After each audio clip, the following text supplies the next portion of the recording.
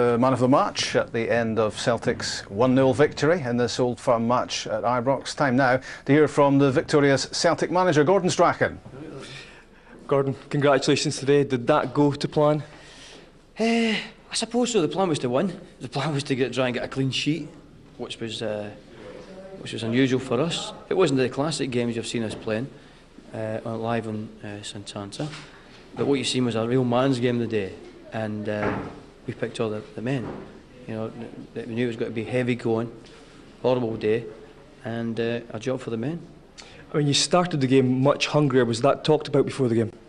No, it was just to get ready for whatever Rangers were got to throw at us, and then once we got the ball back, I would like to have seen maybe a couple more passes put in before we counter-attack, but it was decent. Yeah. Was it your feeling that you dominated the midfield? I thought that the midfield all round were excellent. Sean gave us some great legs on the left-hand side. He was a worry to Rangers in the first half. I thought Darby and Jones in the middle of the park, they did well. And Stillian was just Stillian. Yeah, I suppose in a way this has answered the critics, hasn't it, that Lennon and Keane can play together, because it was obvious today they can. In certain games, we never buy players to say, okay, this is the 11 we're going to pick, but we buy players and bring players in so we can have a squad, and we can try. We don't adapt much and change much, but when it needs to be, then, and also players needed rested. So Roy's given us that, we've got the opportunity to rest players as well now. And to cap it all, it was encouraging at the back, wasn't it? It was a clean sheet, yeah. And I felt quite comfortable today because I felt that the centre halves and our goalkeeper had their eye on. He didn't have many shots to save, Arthur. I think he had one good one at the end where maybe people were claiming for offside. But apart from that, I thought the centre halves protected him well. Yeah, is that a case of learning from your experiences? Because when it's been 1-0 of late, or you've been in the lead of late, towards the end of the game, there have been problems at the back and a bit jittery. I think it's a bit jittery, especially at home. And but we knew that there's a different scenario when you come here. There's nothing, to worry about, like the things against Dundee United and Falkirk. They're mind blowers when you lose 2 goals and that's good. But if you're playing against Rangers, the atmosphere, like people can expect that, so you're ready for that. So we're quite prepared to stand there and battle the day, and there was more times of concentration, which maybe lapse of concentration gives a problem.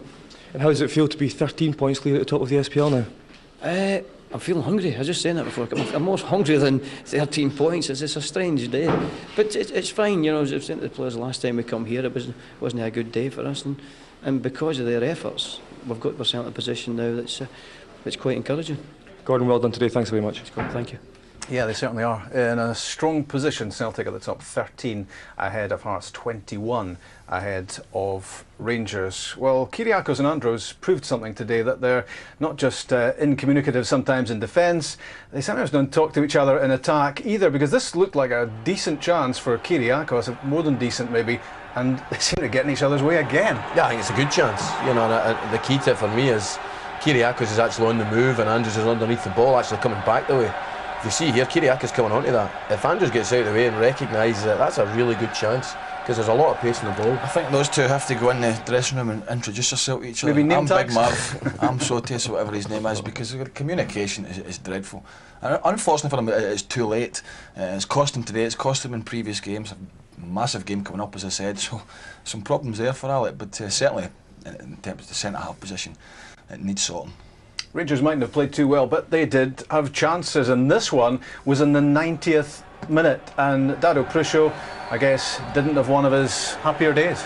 No, and I think it's clearly onside. Young Matt Wilson doesn't get out quickly enough, and the Jock saying he's stretching for the ball. I think he should get to that quite comfortably and knock it back across goal. Clearly on. See Willow there just coming, he's come out late.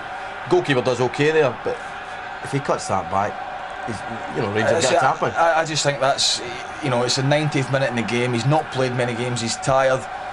He's a bit lethargic at this point in the game because he hasn't played, and he's not as sharp as getting to that ball there. Because it was a chance. He gets that across. It's in the back of the net. Rangers got a point, but he was definitely onside, and it was definitely a chance. Alec McLeish was jumping up and down in the technical area, but it didn't happen for them today. OK, let's remind ourselves of the look of the Bank of Scotland Premier League, with Celtic on 64 points, 13 ahead of second placed Hearts. Then a 6-point gap to Hibs in third, who stay ahead of Rangers. They're still on 43. Kilmarnock 41. Inverness Cali Thistle 36, Aberdeen breathing down their necks now on 35, Motherwell 33, Dundee United 27, Falkirk 21, looking fairly safe, John Hughes' team, and Dunfermline have put 6 points between themselves and Livingston after yesterday's win at Ammanvale. Next week in the SPL looks like this. On Saturday it's Aberdeen against Falkirk at Pittodrie, Dundee United versus Inverness, Hearts Motherwell, Kilmarnock Livingston, Rangers against Hibs. And we're live at East End Park next Sunday for Dunfermline against the SPL leaders. 13 points ahead now after their win against Rangers. Here's the manager in his last Old Firm match at Ibrox, Alec McLeish. Alex, is it your feeling that there wasn't too much in that game today, but one mistake cost you? Yeah, I think that would be quite a good summing up of it. You know, I think the players gave everything. There weren't too many chances going about, but you know, in a game like this, you have to take any chance that comes. And Żurawski took his, and we got into a wee bit of a mix-up. Now they're highlighting in the studio that communication at the centre of defence is vital. That's probably about the least you can expect from two experienced defenders, isn't it? Yeah, I know, but it happens, Scott, and we'd like to think that we're playing at a very high level, but you know, I've seen it happening in the Premiership as well. You know, Sammy Hupia and Carrick are two brilliant players as well on a couple of occasions, going for the same ball. One of these things, and it was very costly in such a massive game. It's a strange situation because the fullbacks, the young fullbacks, inexperienced ones, played so well today. I thought they were excellent. Really proud of them. They both took the ball. They both wanted to get forward, and I think, you know, especially Alan Hutton's been there before. Excuse me, but Stevie Smith was an excellent debutant. Just how tough a week has this been for you? Oh, it's a real hard week. That's an understatement. It's been tough for us all. But we're fighters. We've got character, spirit, and you can't look back. You've got to keep looking forward. And you know, the future has been decided during the week, and we will continue to strive to get these guys back to their very best. There's a few getting extra match practice now, still looking for, you know, that wee bit of the real spark to come from one or two. But I think they can all look in the mirror and say they gave everything. Does it feel uncomfortable, Alec, to see or to know there's a manager up in the stand looking over your shoulder, so to speak? No, because it's decided. You know, I was behind that. Scott, I think it's unusual in Scotland that happens. If you look in the continent, and Paul Le Guen himself, if he's to be the new manager, gave Leon and Rennes, his previous clubs, early notice that he would be quitting in summer. So you've got to go and try and bring a new manager in between. I think that it was a good statement. I stand by it, and I'm quite happy that it was made. Thanks very much, Alex. No problem.